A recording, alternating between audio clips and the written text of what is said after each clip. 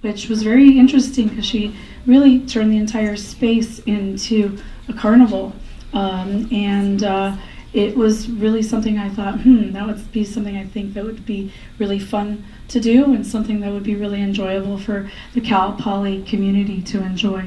So over the last few years, we talked quite a few times and met several times and started formulating some ideas. And I'm going to let Gina tell you a little bit more about the story behind this entire space and why we organized it the way we did. And she told me some interesting stories about her life experiences, her childhood, and I felt it was like a really interesting way to exhibit something that could be meaningful to all of us, because we've all been children at one point or another, and that's something that we sometimes carry with us very close to our hearts, and sometimes we forget a little bit about our childhoods. And so I thought this was a really interesting show to do that could be fun. It has a lot of sociological and psychological things that you could talk about and think about when you're in the space. There's a little bit of political stuff as well,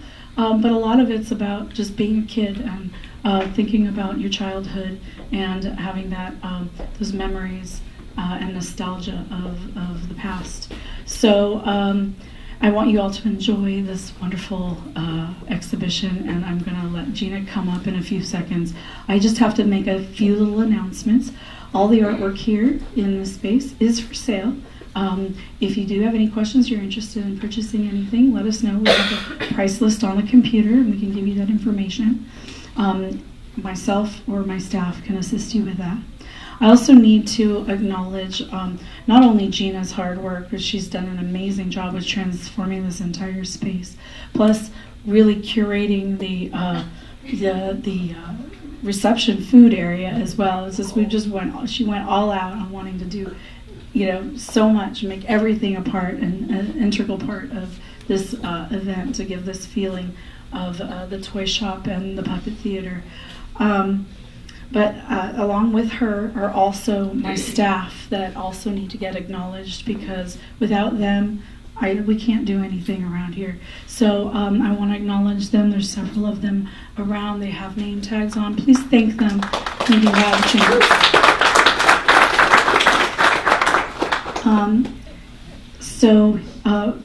To not belabor this anymore, here's Gina to talk to you about her show.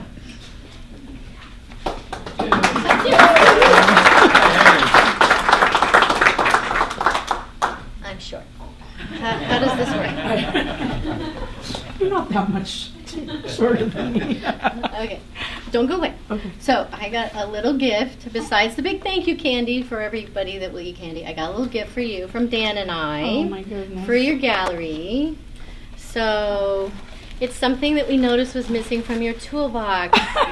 Punches for quick hanging. And Gio really loves these. So anyway, add that to your toolbox. Thank you. Yes, it is. Is this like to make a pilot hole? Is that what it makes a tiny dent and no pencil marks. Oh, nice. So, there you go. Anyway, that's from I need 10 of them. Get with Dan. Yeah, he knows where I got. No, thank you so much. All right, very sweet. So I have to read this because there's so much that I will forget by just talking, and then I can answer questions afterwards, and I find that a little easier for me. Because right now I can't hear anything but my heart in my chest. As you can tell, I was kind of a shy kid, so this is new for me, just to talk.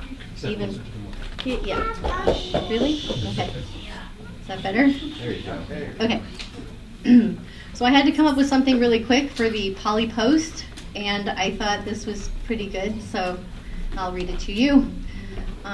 It says, I'm inspired by events and emotions and how one influences the other. For me, I can clearly see how past events and emotions shaped who I am today. So my visual language of old toys, dolls, puppets, and games relate to these feelings from my childhood. I come from a family of puppeteers. They owned a theater in Orange County in the 70s where weekends were spent entertaining children for birthday parties, making new shows, or getting together with the LA Puppet Guild. We weren't allowed to get into the studio as kids. Hot glue guns and scissors were off limits. So to keep out of the way, I'd sit on the floor and make small people from stuff I found around the theater, like paper clips, rubber bands, and carpet fuzz. I made my friends, and I lived in my head. For me, making art today is a lot like that. Using any material in front of me, and I see the events in my life connecting to an emotional chord, and I want to find a visual way to explore those layers of the past that influence my present. My solo show, Through the Toy Shop and Behind the Curtain, models the same 3-room format of my family's theater. A small gift shop, a stage room, and a party room. And that'll only be up for the reception, so enjoy. Ceramics are in the toy shop, and assemblage sculptures stand behind the stage. Spend some time with these friends of mine, and you may leave feeling the melancholy of my inner child. So, kind of a quick explanation of that. So, with Michelle, knowing both bodies of work, we really wanted to put it together as one big show. And the simplest way was just to divide it. And then I had the idea for the sectioned off from Behind the Curtain. And I suggested Through the Toy Shop, and she said in Behind the Curtain, and those are her red drapes. So we worked so well together like that. She was always and more. I'd say something, and then she'd say something, and we'd bring it, and then we'd bring it. It's been the best experience. When someone offers you 1,000 square feet to fill, don't say no, because it's really, really fun. So I guess now I can answer questions, because what else would you want? No questions? Do you have a piece? Yeah. Where do you find your supplies? Oh, that's a good question. And it's no secret. I am a flea market shopper. I go to estate sales, and I keep a blanket in my car because I pick up strays on the side of the road. Stray tables, stray anything. Beauty and the Beast were made by 2 tables that were out front of my neighbor's house. So it's like, hey, look what I did with your trash. So yeah, that's not hard. The ceramics, I want access to large kilns, so I signed up for college courses, and I do their assignments, and then I ask if I can do larger projects. That's my teacher, Keiko. And she says, well, if you get your other stuff in on time, then you can do it. So I kind of did double the work, but yeah. That's been fun. And assemblage happened just because I gather stuff from the estate sales and I make little piles. For some reason in my mind, things go together that way. And at the end of my solo show, midway, there's that lull after a show. It's like, what do I do now? And already these boxes started. So I just got out. I had 9 of these guys being made at the same time as I would start working. And I had almost all of them done by the summer. So it was like 6 months, boom, they were done. So sometimes it happens like that. But anyway. What's your favorite piece in here? Well, of course, it's always the last piece I make. So it's probably the stage right now. So that's probably that's a 2020 piece that was finished right for the show. But to me, I also look at this whole thing as a sculpture. So I have to say the show itself is like a giant box that you can walk in. And then everything else is another kind of box. You've got the stage with the, little stages inside them. So I kind of look at it this, toys and boxes, you want to gift wrap them. So this is my favorite. Yes? Sorry again, my voice. I'm in awe of how you come up with your titles because they're so clever. I mean, not only are your works clever, but then when you title them, it's just like this other extension of personality and layer of meaning that comes through.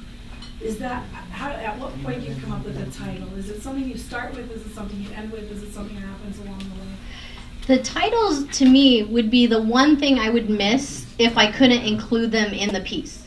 So if I kind of like Michelle, we worked my titles in so that you could see them on the piece, not just the little sticker on the side that tells you what they're made of, because I think it is that extra layer. And sometimes I'll be making something, and as I'm making it, I get the title, and then that directs even how I make it till I finish that. It's kind of, that title will hit that emotional note that you might miss by just looking at the piece.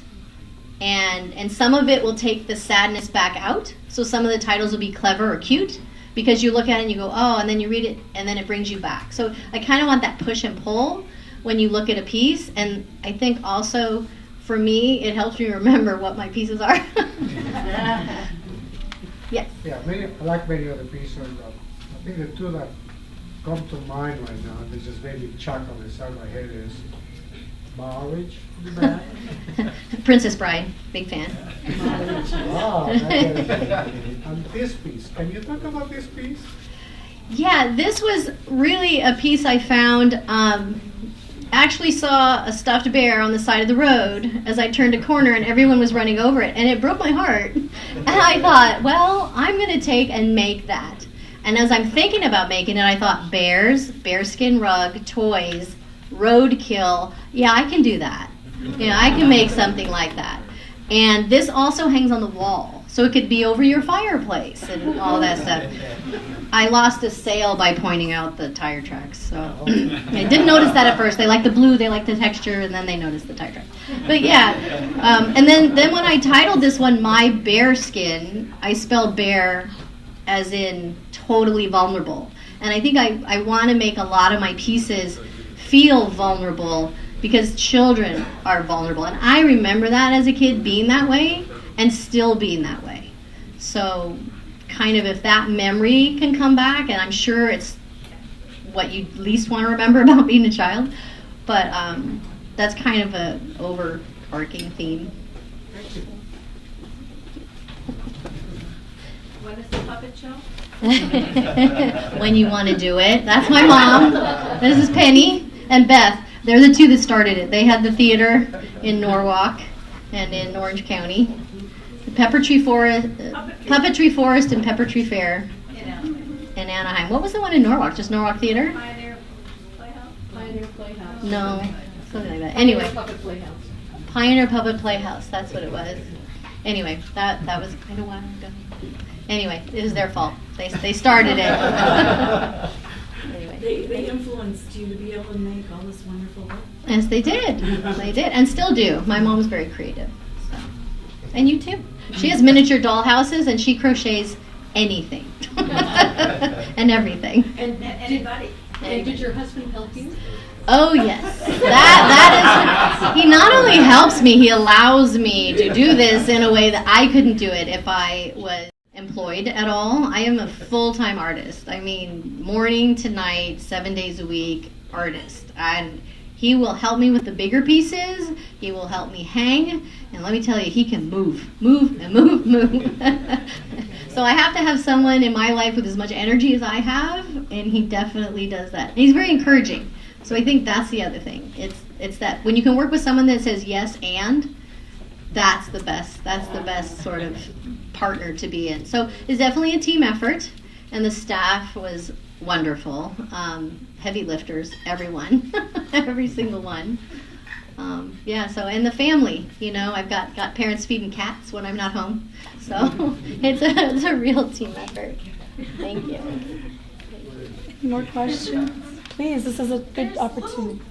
There's folding suitcases in the back that you've made into art.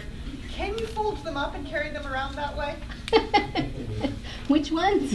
All the ones that are made of the Trunks. Yes. Oh, right. If they started out as trunks, but now they're hopefully locked. The only one that does fold up is kind of runs with scissors. His feet go in and then everything closes up. But yeah, I kind of lock them open and let them stand on their own. The marriage fits a box in a box in a box like a Russian doll. They store that way. I'm so appreciative of everybody coming out because there's always that fear that you're going to have a party and then no one Nobody's comes. Gonna come. So that's not happening. So No, thank you. This is a nice turnout. Oh, and there's still food. What did you say?